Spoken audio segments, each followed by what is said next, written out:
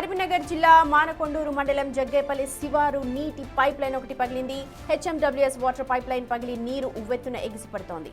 రామగుండం నుంచి హైదరాబాద్ కు తాగు నీటిని సరఫరా చేసే ప్రధాన పైప్ లైన్ లో ఈ లీకేజ్ ఏర్పడింది. చూడొచ్చు ఎంత ఉవ్వెత్తున ఎగిసిపడుతోందో నీరు. దీంతో రోడ్డుపై వృధాగా పోతోంది.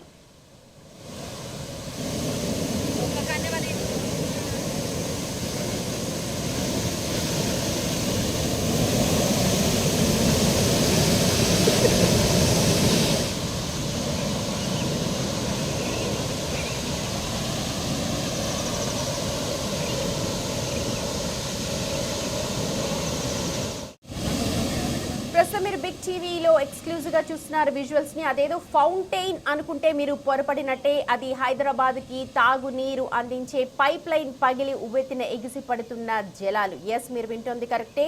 HMWS water pipe line leakage అయింది. రామగుండం నుంచి హైదరాబాద్ కు వాటర్ ని తరలించే పైప్ లైన్ లో పగుళ్లు ఏర్పడ్డాయి. ఒక్కసారిగా ఆ పగుళ్లు ఇంకా ఎక్కువైపోయి ఇవాళ భారీగా ఎగిసిపడుతోంది తాగునీరు.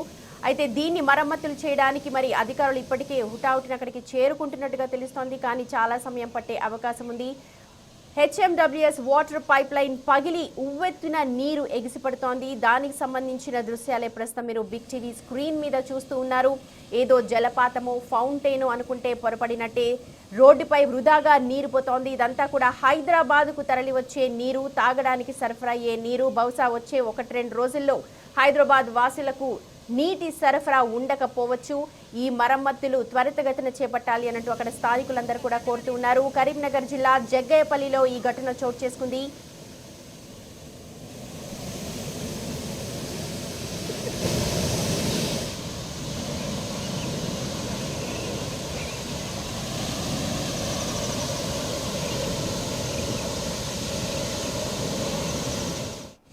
రైట్, మా ప్రతినిధి శ్రీనివాస్ జాయిన్ అవుతున్నారు. శ్రీనివాస్, ఉవ్వెత్తిన ఎగిసిపడుతోంది తాగునీరు. అసలు మరమ్మతులు చేయడానికి అధికారులు ఎవరైనా ఆ ప్రదేశానికి చేరుకున్నారా ఇప్పటి వరకు?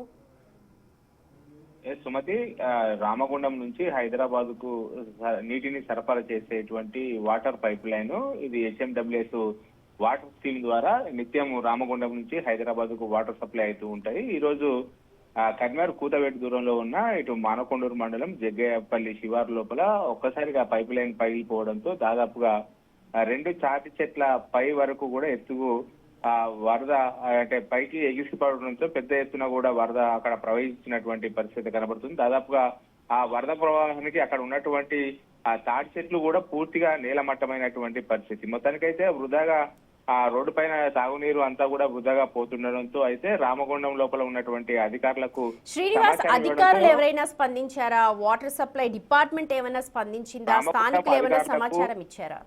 రామగుండం అధికారులకు సమాచారం ఇచ్చిన తర్వాత హైదరాబాద్ కు సరఫరా అయ్యేటువంటి ఏదైతే వాటర్ సప్లైను ఆపేయడం కూడా జరిగింది.